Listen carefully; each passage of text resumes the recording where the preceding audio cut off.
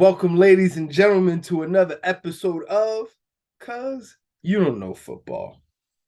Ladies and gentlemen, we have arrived. We're here. It's Super Bowl week, just a couple days away from the biggest game of the year. I'm super excited about this game um, and everything that goes along with it. But before we get to that, they just gave in the Hall of Fame class. So last week, if everybody or anybody that tuned in, you would have saw we talked about our thoughts for the not just the Hall of Fame class, excuse me, the awards. I misspoke. The awards and the Hall of Fame class, and who we thought should get in and who we thought was going to win what, blah blah blah. So I'm just going to go over that real quick, and then we'll just see how I feel about the winners for each one. All right. So let's let's go. All right, let's start with the offensive rookies or the defensive rookies, just the awards for the rookies. So the offensive rookie of the year actually went to Garrett Wilson. I thought it should have been Kenneth Walker the third, but it's hard for a running back now. I kind of get that. I didn't think he was the pivotal piece that was making that go, but he definitely is going to be a great receiver, and you can see that. So that's that. So I'm not mad at that pick. The AP defensive player of the year, not defensive rookie of the year is Sauce Gardner. There's nobody that didn't see that coming. You know, the best you could have came up with was Aiden Hutchinson, who had a phenomenal year for a rookie, but yeah, that's that. But I do think this, though. This is one thing I do think. This puts a lot of pressure on the Jets now. They have the rookie of the offensive and defensive rookie of the year both come from that team. They got to get that quarterback position together. I did tell everybody Zach Wilson was not a good quarterback. However, that's fine. So boom. So we'll keep going on from there. So let's go to the defensive player of the year. Defensive player of the year, Nick Bosa. We saw that coming, Like I said, I do like what I just forgot his name. The Chiefs defensive tackle, Chris Jones. I do like what Chris Jones did, and I do think he took the least and did the most with it. But I mean, Nick Bosa was unstoppable all year. That kind of goes without saying. Now going to the offensive player of the year, it was Jettas. Like I said, the only other person I thought had a chance was Tyreek Hill. But I do want to shout out my man Tim because he said this in the summertime. He said Justin Jefferson is about to have the best season ever. So I got to give props where it is. Tim, we'll see you next time. Yeah, man. So you can't get mad at the Jettas. He did his thing all year. This is amazing, and I love and I do, like I said, I think that anytime that you're breaking Randy Moss's records in the town that Randy Moss has built, I think you gotta get points for that too. So that's that. So going on to AP comeback player of the year, they actually gave it to Geno Smith. I think we saw that coming. What Geno Smith this year, like this was the best season of Geno Smith's career. Coming from the Jets, where he's a first round pick and he's a bust. He's got that label of bust. He was the backup for a lot of teams, and he comes back this year on a Seahawks team in which we're looking at them as a rebuild because they traded Russ. They're still trying to redo this whole regime, and he comes in, he takes them to the playoffs. I mean, shout out to Geno. He said at the beginning of the season, they said, Geno, they wrote you off. And he said, well, we didn't write back. So there you go, Geno. I'm happy for you. The AP, the coach of the year. The coach of the year is Brian Daboll of the New York Giants. I like it. I mean, He definitely earned that. No one really thought the Giants were going to be in the playoffs this year.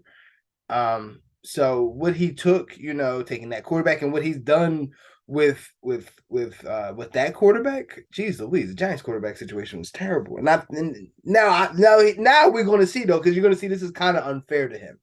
Brian Daboll now they have to re-sign their quarterback. They have to continue to move on. You know what I mean? And I think they got to get a new quarterback still, and they're probably not going to. And I think his job, because of this height, it's going to be harder for him to succeed now because now he has expectations. But for the MVP of this year, no shock to anybody, it's Patrick Mahomes. You know, the only other season that I think that compares to Patrick Mahomes from what he did this year was that season after the Patriots when they had Randy Moss and Wes Welker and you know and all of those people and all of those weapons those years. After they lost all of those people, that next year, that was because that was an impressive year because they lost everybody. This year for the Kansas City Chiefs, losing, you know, Tyreek Hill, you know, always having to lose defensive players. Now they got a whole new regime. And what Pat did, man, I would have to say he did the most with the least. And I think that's a signature of an MVP, you know. So shout outs to them. Shout out to all the candidates. And shout out and congratulations to everybody that won that award. So they also over the weekend, or I should say moving on, they offered up the Hall of Fame class of 2023.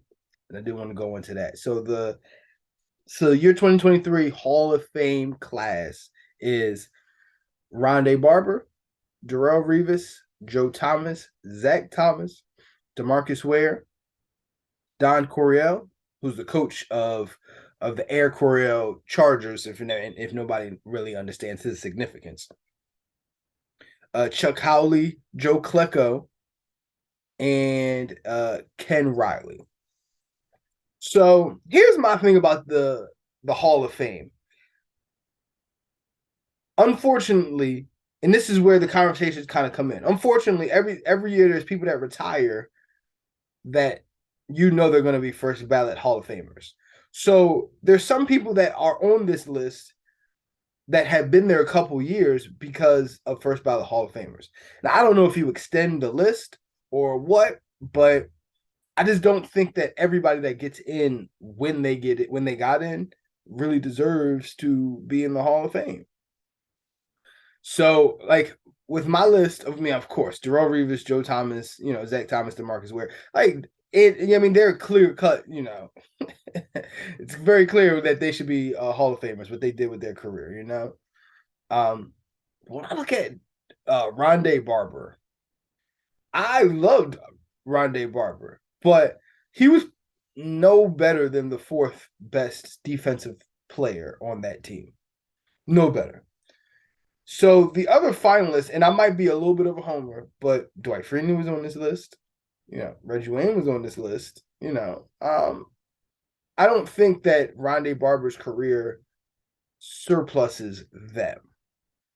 So, I mean, I'm happy to see him in, but sometimes with the Hall of Fame, I'm a little bit more like, well, how does this work? You know, I'm not sure of how it is, but very interesting class, very good class. Yeah. So, congratulations to everybody in the Hall of Fame. You earned it. You had a great career, and now you can sit on the fruits of your labor, you know, and get into Canton. That's one place I haven't gone, Canton, Ohio. I got to go to the NFL Hall of Fame. I really do want to go there one day. Maybe one day we'll have an episode from Canton, Ohio. That probably won't happen, but we can we can hope, can't we? Yeah. So this leads us to the moment. The Super Bowl. The Super Bowl. You know who you got? You know you got the Chiefs. You got the Eagles. You got Kansas City. You got Philly. You got the Chiefs. You got the Eagles. You got the Chiefs. You got the Eagles. Guys, I'm rolling with the Eagles on this one, guys. I'm not even going to leave this up. I'm rolling with the Eagles in this Super Bowl, and I'm going to tell you why. First of all, big shout out to Kansas City, Andy Reid, Patrick Mahomes. Your season has been phenomenal. The fact of the matter is, Kansas City has a lot more holes in their roster. So anytime that you over the year, you've heard me say, I don't like the quarterbacks. A lot of the quarterbacks that get like $40 million and things of that nature. If you follow it, that's one of the big points that I've made. I don't like giving them that, and this is a prime example why.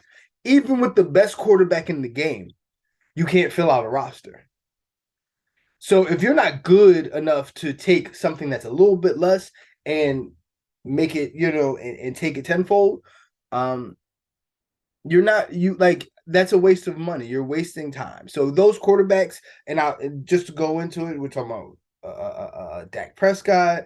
We can talk about we talked about Matthew Stafford. We talked about, what I mean. We can go on and on and on. I really don't want to go into all of these average quarterbacks, but when you take up too much of the roster on your cap, your roster is not going to be that good. So Kansas City's got a lot of holes on this roster.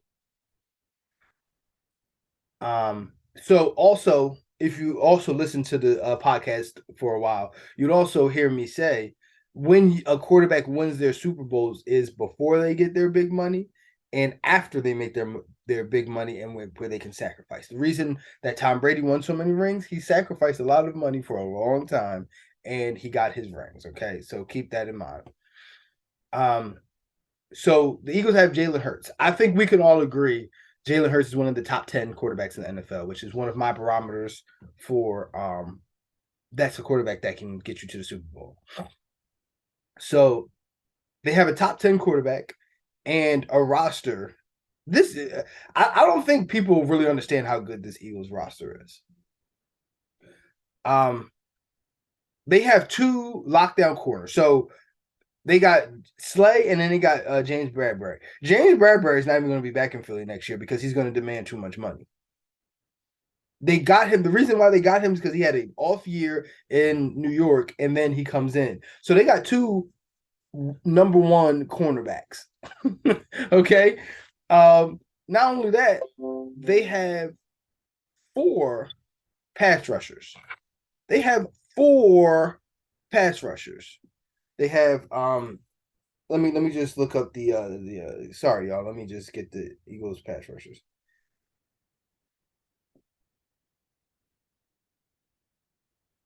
Okay, so they got their pass rushers. They got Brandon Graham.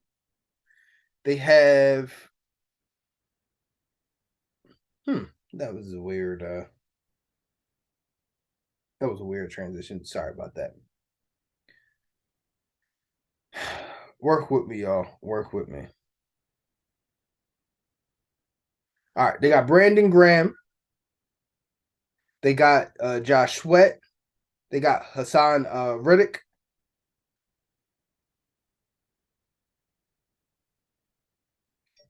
And then they also still have Fletcher Cox. They have then they have Fletcher Cox. So the Eagles, as I said, they got four pass rushers. To put that in context for everybody and what that really means.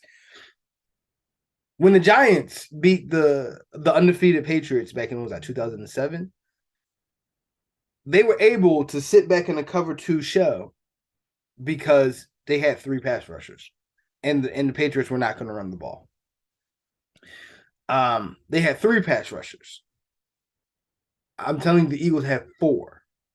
This pass rush is crazy. They're getting to the quarterback 10% more than whoever is second, and I think it was San Fran. So I think that's going to be really hard for them. So keep that in mind. Also, put in mind. So what does that mean? So the Eagles have a better roster. They have a top 10 quarterback.